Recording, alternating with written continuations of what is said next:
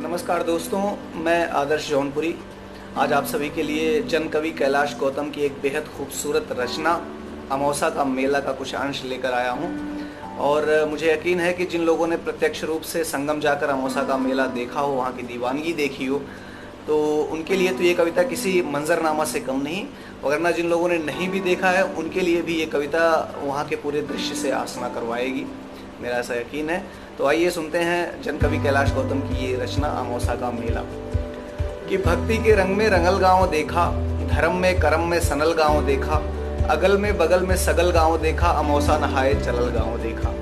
एहू हाथे झोरा ओहू हाथे झोरा, एक कान्हे पे बोरी कपारे पे बोरा, की आजी रंगावत हई गोड़ देखा, हसत हुए अब्बा तनी जोड़ देखा। घुघुटवे से पूछस पतोहिया की अय्या, गठरिया में अबका रखाई बतैया। एहर हुए लूगा ओहर हुए पूड़ी, रामायण के लगे हो मड़ुआ का ढूंढी, चाउर चूरा किनारे के ओरी, तनैका चप्पलवा अचारे के ओरी। अमौसा का मेला अमौसा का मेला, मचल हुए हल्ला चढ़ावा उतारा, खचाखच भरल रेलगाड़ी निहारा। एहर गुर्री गुर्रा ओहर लोली लोलाए, बीचे में हुए शराफत से बोला, चपायल है केहू दबायल है केहू, तक घंटन से ऊपर टंगायल है केहू। केहू हक्का बक्का केहू लाल पियर, केहू फनफनात हुए कीरा के नियर। रे बप्पा रे दैया रे दैया, तनी हमें आगे बढ़ा देता भैया। मगर केहू डर से टसकले न टसके मसकले न मस्के। छिड़ल हो नताई हिताई के चर्चा, पढ़ाई लिखाई कमाई के चर्चा। दरोगा का बदली करावत है केहू, तो लग्गी से पानी पियावत है केहू। अमौसा का मेला, जहर देखा हो रहे बढ़त हुए मेला, तो सरगे के सीढ़ी चढ़त हुए मेला। अटाई में केहू तो टोपी में केहू, तो झूसी में केहू अलोपी में केहू। केहू बुढ़िया माई के कोरा उठावे, तो त्रिवेणी मैया में गोता लगावे। कलबबास में घर का चिंता लगल हो, कटल धान खरियाने वैसे ही परल हो। अमौसा का मेला। गुलब्बन का दुल्हन चलाई धीरे धीरे, भरल नाव जैसे नदी तीरे तीरे। पुटहरा नियर मुस्किया के निहारे ले मेला सिहा के चिहा के। सभी देवी देवता मनावत चलेली, तो नरियर पे नरियर चढ़ावत चलेली। देखली ठोकर बचावेली धक्का, मने मन छुहारा मने मन मुनक्का। पुटहरा नियर मुस्किया के निहारली मेला सिहा के चिहा के। और मेले का दृश्य जब आगे बढ़ता है तो देखिए कि किस तरह से कैलाश गौतम ने क्या खूबसूरती से लिखा है कि मेले में चंपा चमेली भेटालिन, तो बचपन का दोनों सहेली भेटालिन। ये आपन सुनावे वो आपन सुनावे, दोनों अपन गहना गदेला गिनावे। ऐसों का बनौलू ओसों का गढ़ौलू, तू जीजा का फोटो न अब तक पठौलू।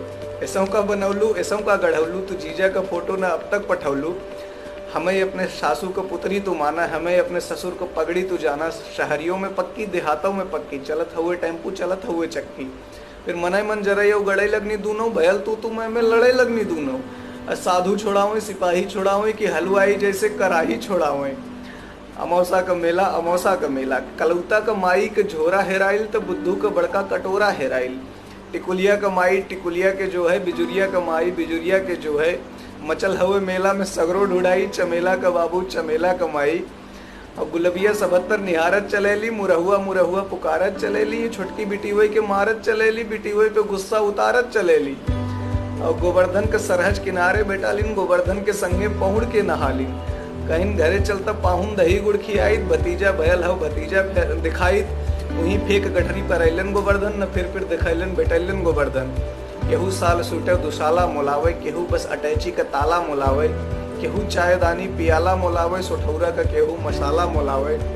अमौसा का मेला, नुमाइश में जाते बदल गईली भौजी, देखते ड्रामा उछल गईली भौजी। आयल हिंडोला मचल गईली भौजी, भैया बेचारू जोड़त हुए खर्चा। भुराए न भूले पकौड़ी का मरचा, बिहाने कचहरी का चिंता, बहनिया का गौना मशहरी का चिंता। बिहाने कचहरी का चिंता, बहनिया का गौना मशहरी का चिंता।